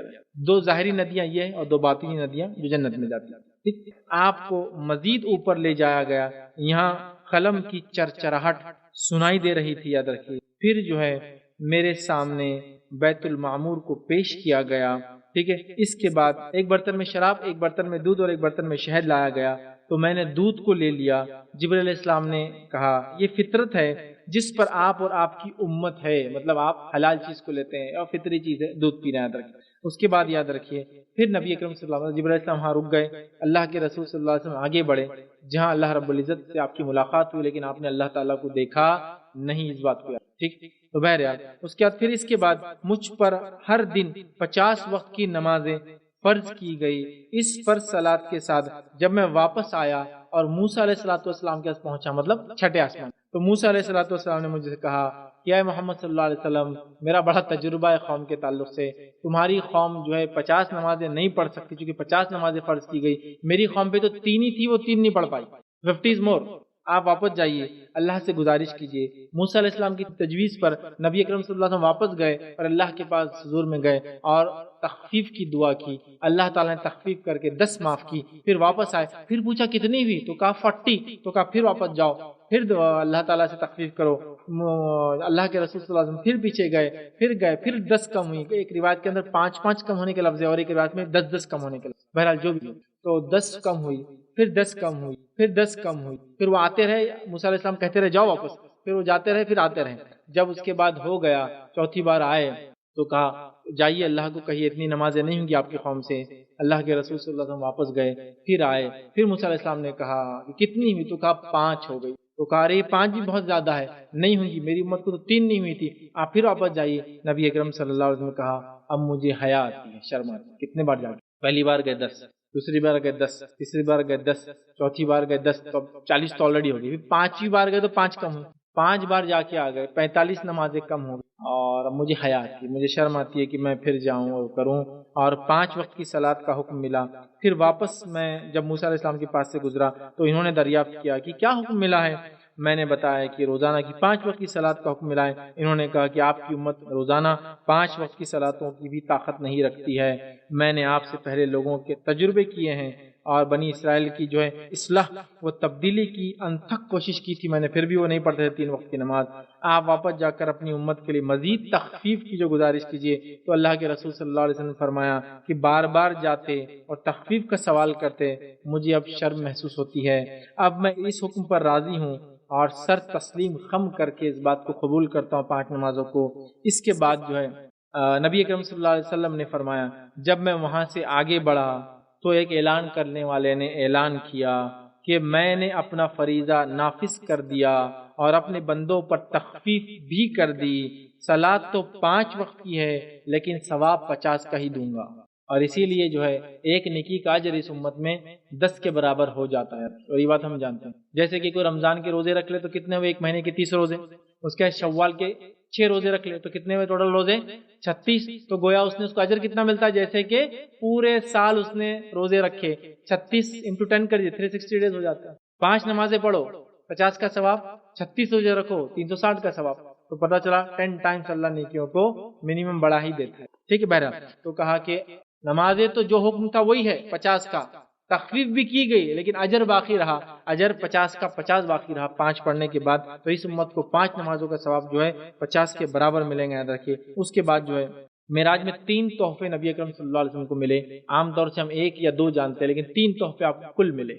پہلا تحفہ معراج کا کیا تھا، وہ 5 وقت کی فرض نماز، یہ معراج کا پہلا تحفہ۔ معراج کا دوسرا تحفہ کیا تھا، نبی اکرم صلی اللہ علیہ وسلم کو سورۃ البقرہ کی آخری 2 آیتیں دی گئی، آمن الرسول بما انزل الیہ من ربہ والمؤمنون کل آمن باللہ، اس سے آگے کی جو اس کی بات کی آیت، سمجھ رہے آپ؟ تو یہ 2 آیتیں، آیت نمبر 285 اور 286 اللہ رسول کو دی گئی، اور ان دونوں آیتوں کی بہت زیادہ فضیلت ہے، بے انتہا فضیلت ہے، لہٰذا ان 2 آیتوں کو ہم یاد کر لیں، باہر یاد رکھ چلیے، بے انتہا فضیلت ہے۔ تو یہ 2 آیتیں ملی، پہلا تحفہ نماز، دوسرا 2 آیتیں، تیسرا ایک اور تحفہ ملا، اور تیسرا عظیم تحفہ یہ کیا گیا کہ اس امت کا جو شخص شرک نہیں کرے گا اس کے کبیرہ گناہ اللہ معاف کر دیں گا، یہ تیسرا تحفہ۔ اس امت کا کوئی شخص اگر شرک نہیں کرے گا تو اس کے کبیرہ گناہ معاف کر دیے جائیں گے۔ لیکن آپ کو بتا دوں، واضح کر دوں، معافی کے اللہ تعالیٰ کے کئی طریقے، ان میں سے ایک طریقہ یہ کہ اللہ تعالیٰ سیدھے معاف کر دیتا ہے، دوسرا طریقہ یہ ہے جہنم کی سزا دے کر معاف۔ تو کوئی نہ سمجھے شرک جو نہیں کرے گا اس کے گناہ کبیرہ معاف ہو جائیں گے تو اس کا مطلب کبیرہ گناہ کرنے کا لائسنس مل گیا اپنے کو، توحید پہ ہو جاؤ کبیرہ گناہ کرتے رہو، نہیں، معافی کے کئی ذریعے، یاد رکھیے۔ تو یہ سزا بھگت کے آنا بھی ایک ذریعہ ہے، اور روایتوں واضح ہے کہ کچھ لوگ جہنم میں جل کے آئیں گے آخری انسان جو جہنم سے آئیں گا اس کا واقعہ ہم جانتے ہیں. ظاہر سے شرک نہیں کیا ہوں گا تبھی تو بچ کے آیا نا، یہ بھی تو معافی کا ذریعہ. لیکن اللہ تعالیٰ جو شرک نہیں کرے گا، کبیرہ گناہ انشاءاللہ اس کے بخش دیں گا. یہ 3 تحفے معراج میں نبی اکرم صلی اللہ علیہ وسلم کو دیے گئے. آئیے اس کے بعد نبی اکرم صلی اللہ علیہ وسلم فرماتے ہیں مجھے جنت اور جہنم کی سیر کرائی گئی، اور پھر آپ نے جنت اور جہنم کی سیر فرمائی. جنت کی کنکریاں جو ہے موتی ہیں، اور اس کی زمین خالص مشک کی بنی ہے. مشک سمجھتے ہو؟ مشک جو ہے ہرن کے اندر سے نکلنے والا حصہ ہوتا ہے، اس کے اندر جو ہے پاؤڈر جیسا ہوتا ہے، جو خوشبو کے اعتبار سے سب سے زیادہ خوشبو والی چیز دنیا میں مانی جاتی ہے جو نیچرل ہرن ہوتا ہے. خاص مسک ڈیئر بولتے ہیں اسے. مسک ڈیئر کے اندر سے پیٹ میں سے نکلتا ہے ایک چھوٹا سا ایک تھیلی، وہ تھیلی کے اندر پاؤڈر ہوتا ہے بلیک، وہ ہوتا ہے مشک. تو اس کے جو ہے موتی اور مشک کی بہرحال زمین ہے خالص جو ہے. جنت کے جو ہے اندر آپ صلی اللہ علیہ وسلم نے نہر کوثر کا مشاہدہ کیا. کوثر جو آپ کو ملنے والی، انا اعطینا کل کوثر، کوثر نہر کا مشاہدہ کیا، مطلب دیکھا کرا اس کو. اور اس کے دونوں کناروں پر جو ہے جوبدار موتیوں کے خیمے تھے، اور اس کی مٹی مشک اور عطر بیس کی. یاد رکھیے شب معراج میں آپ کا گزر ایک ایسی جماعت کے پاس سے ہوا جس کے ناخن پیتل کے تھے، اور وہ پیتل کے ناخنوں سے اپنے چہرے اور اپنے سینوں کو نوچ رہے تھے. آپ نے جبرائیل علیہ السلام سے دریافت کیا یہ کون لوگ ہیں؟ جبرائیل علیہ السلام نے جواب دیا یہ وہ لوگ ہیں جو لوگوں کا گوشت کھایا کرتے تھے. لوگوں کا گوشت کھاتے تھے مطلب غیبت کرتے تھے، کہ تو کسی کا غیبت کرنا اس کے مردار بھائی کا گوشت کھانا ہے حدیث میں. تو چونکہ وہ کھاتے تھے تو ان کو پیتل کے اللہ ناخن دے دیں گا جس سے وہ اپنے سینے اور اپنے منہ کو نوچ رہے تھے. پھر تو دنیا میں لوگوں کا گوشت کھاتے تھے. ان کی غیبتوں کرنے کی وجہ سے اور ان کی عزت و آبرو پر کیچڑ اچھالنے کی وجہ سے ان کو یہ سزا ہے. پھر آپ صلی اللہ علیہ وسلم نے کچھ ایسے لوگوں کو دیکھا جن کے ہونٹ آنکھ کی قینچیوں سے کاٹے جا رہے تھے. جبرائیل علیہ السلام دریافت کرنے پر بتایا گیا کہ یہ امت محمدیہ کے وہ خطبہ اور مقررین ہیں، وہ بیان کرنے والے اور خطیب ہے جو بڑے بڑے بیانات کرتے تھے. وہ خطبہ اور مقررین ہیں جو لوگوں کو نیکیوں کا حکم دیتے تھے اور خود اپنی ذات کو گناہوں سے روکتے نہیں تھے. مطلب بولتے ایک چیز تھے، کرتے ایک چیز تھے. اپنی ذات شریف کو فراموش کر جاتے تھے، اپنے آپ کو چھوڑ کر دوسروں کو حکم دیتے تھے. حالانکہ وہ خود بھی قرآن پڑھتے تھے مگر اتنی عقل نہیں رکھتے. یہ خود پڑھتے ہیں لیکن خود عقل نہیں رکھتے، عمل نہیں کرتے. پھر آپ صلی اللہ علیہ وسلم نے جنت و جہنم پر مقرر فرشتوں سے ملاقات کی. سب نے آپ کو پرتپاک خوش آمدید کا استقبال کیا. مسکراتے ہوئے شگفتہ لبوں کے ساتھ آپ کو مرحبا کہا، سوائے ایک شخص کے، مطلب ایک فرشتے کے، جس نے مرحبا تو کہا، بہت اچھے سے استقبال کیا، لیکن چہرے پر اس کے مسکراہٹ نہیں تھی. ٹھیک ہے. نبی اکرم صلی اللہ علیہ وسلم نے پوچھا جبرائیل سے دریافت کیا یہ کون شخص سے استقبال تو کیا لیکن ہنستا نہیں ہے، ذرا بھی مسکراہٹ نہیں چہرے پر، جس کے چہرے پر اس موقع پر بھی مسکراہٹ نہیں. جبرائیل علیہ السلام نے جواب دیا یہ داروغہ جہنم مالک ہے، یہ جب سے پیدا ہوا ہے آج تک کبھی اس کے چہرے پر مسکراہٹ نہیں. ٹھیک ہے. اگر آئی ہوتی تو آپ کے لیے ضرور ہنستا. اگر یہ مسکرا سکتا تو آپ کے لیے مسکراتا، لیکن آپ کے لیے بھی نہیں کیا. مطلب یہ کبھی ہنستا ہے جب سے پیدا ہوا. ٹھیک. مطلب وہ سخت فرشتے ہیں کیونکہ وہ جہنم میں لوگوں کو ڈالنا ان کا کام ہے. اسی طرح نبی اکرم صلی اللہ علیہ وسلم آسمانوں سے پھر 7 6 5 کرتے کرتے لوٹ کر واپس آئے. پھر نبی اکرم صلی اللہ علیہ وسلم زمین کی طرف آئے، واپس ہوئے، اور واپس ہونے کے بعد آپ بیت المقدس پہنچے. یہاں آپ نے تمام انبیاءوں کو نماز پڑھائی. یاد رکھیے جو جمع ہوئے تھے، اور آپ نے ان کی امامت فرمائی اور سب نے آپ کی اقتداء میں نماز ادا کی. اسی لیے اللہ کے رسول صلی اللہ علیہ وسلم کو امام الانبیاء کا خطاب دیا جاتا. سمجھ رہے ہیں؟ اب سوال کہ پھر اس کا مطلب انبیاء تو زندہ ہے، آئے جمع ہوئے نماز پڑھے؟ نہیں میرے بھائی، سب غائب کی، سب غائب. یہ انسین دنیا کی ہم بات کریں، یہ غائب کی بات کرتے، لہٰذا اپنی عقلوں کو یہاں لڑانا اچھی بات نہیں. سمجھ رہا بات؟ نہیں تو اگر کوئی اپنی عقل لڑایا تو پھر دماغ تو یہ بولتا مسجد اقصی تو آباد تھی نا زمانے میں، عیسائیوں کے پاس تھی، پھر رات میں دیکھا کیوں نہیں کسی نے؟ اتنے 1 لاکھ سے زیادہ انبیاء کیسے جمع ہوئے اتنی سی مسجد کے اندر؟ سب غائب کی بات ہے. وضو کہاں کیا؟ سب غائب کی بات ہے. بتانا مقصود تھا اس امت کے نبی کی فضیلت اور اس امت کی فضیلت. امام ہے اس امت کا نبی. ہم ایسے نبی کی امت کی ہے جو تمام نبیوں کا امام ہے.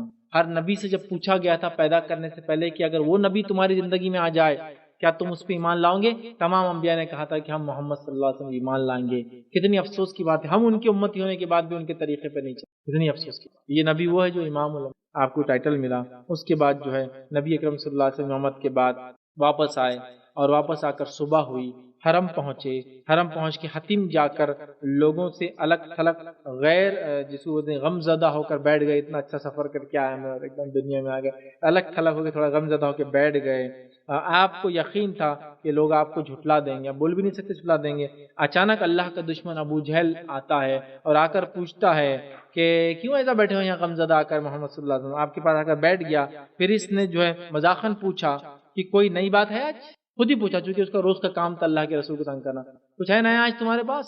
تو اللہ کے رسول صلی اللہ علیہ وسلم نے فرمایا ہاں، مجھے رات میں مسجد حرم سے مسجد اقصی تک لے جایا گیا اور وہاں سے ساتوں آسمان کی سیر کرائی گئی۔ اس نے کہا اچھا، میں مکے کے لوگوں کو جمع کرتا ہوں اور آپ ان کے سامنے بات بول دیجیے جو آپ کے ساتھ ہوا۔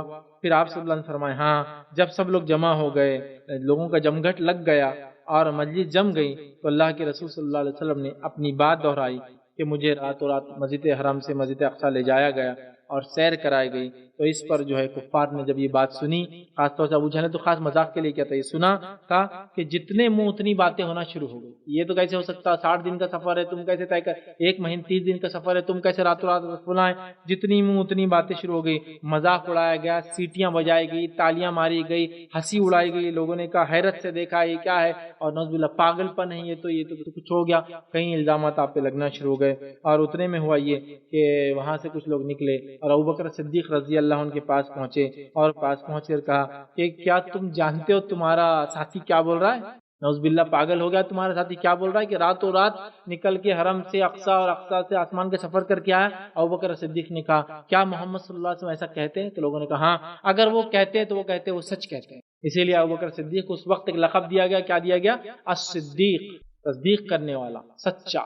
نبی نے کہہ دیا مان لیا، اب سمجھ میں آؤ مت آؤ رات میں کیسا ہوا میرے کو نہیں مان، نبی نے بول دیا، نبی جھوٹ نہیں ہوتے اور معاملہ ہو۔ اور صحابہ کا معاملہ ایسی تھا۔ ایک واقعہ چھوٹا سناتا ہوں۔ ایک مرتبہ نبی اکرم صلی اللہ علیہ وسلم نے ایک انسان سے بکریوں کا سودا کیا، سودا کرنے کے بعد چونکہ آپ کے پاس کیش نہیں تھا، آپ نے کہا تم رکو میں کیش لے کر آتا۔ اس کے بعد اللہ کے رسول صلی اللہ علیہ وسلم کیش لینے گئے، کیش لے کے جب واپس آئے تو آ کے اس کو دیا، تو جب تک اس کو ایک اور کسٹمر مل گیا اور اس کسٹمر نے زیادہ دام لگا دیا تو فوراً وہ پلٹ گیا۔ جب اللہ کے رسول پیسے لے کے آئے تو کہا کون سا سودا، کب کیا آپ سے میں نے؟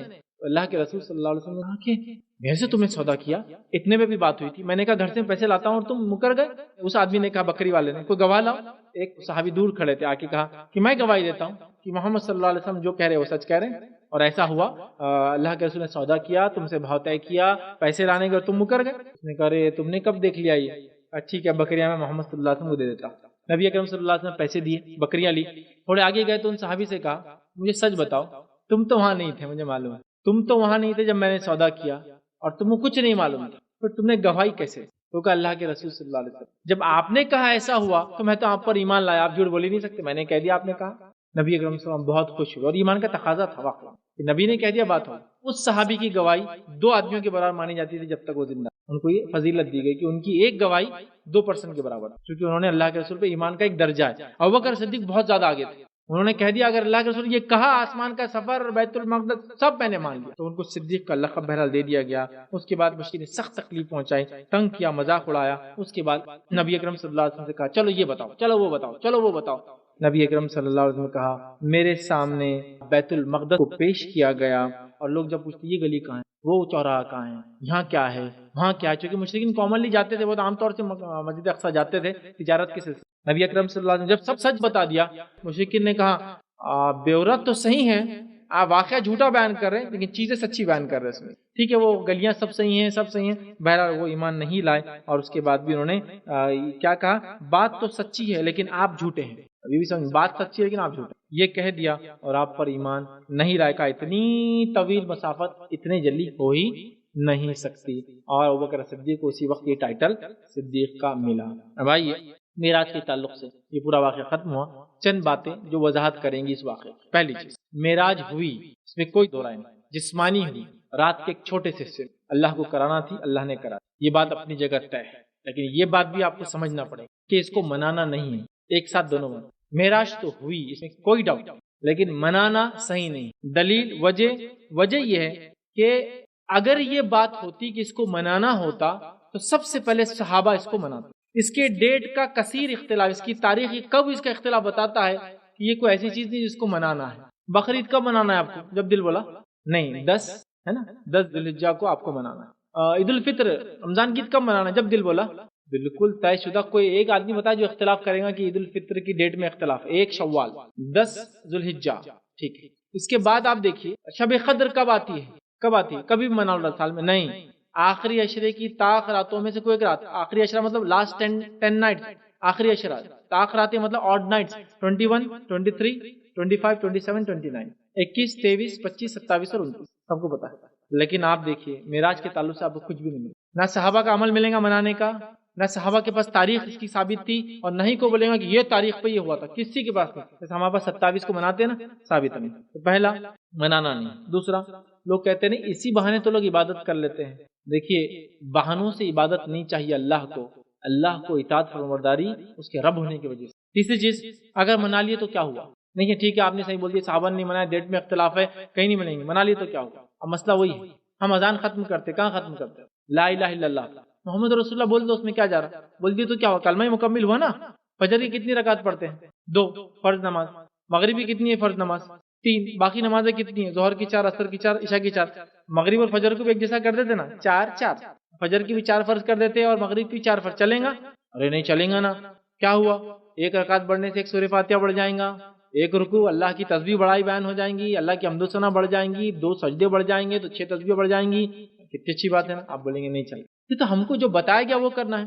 جب صحابہ نے نہیں منایا، تابعین نے نہیں منایا، تاریخی موجود نہیں ہے، کسی کی کوئی وہ نہیں کہ یہ تاریخ ہوا، کہیں کثیر اختلاف کے ساتھ تاریخ ہے، تو یہ چیز کیسے اتنی اہمیت کی حامل ہو سکتی ہے؟ اس کو صحابہ بھول گئے، جس کی تاریخ ہی بھول گئے، وہ ایک طرح تاریخ بھول گئے نا، وہ کہاں ہے تاریخ؟ کہیں نہیں ملیں گے آپ کو سیرت۔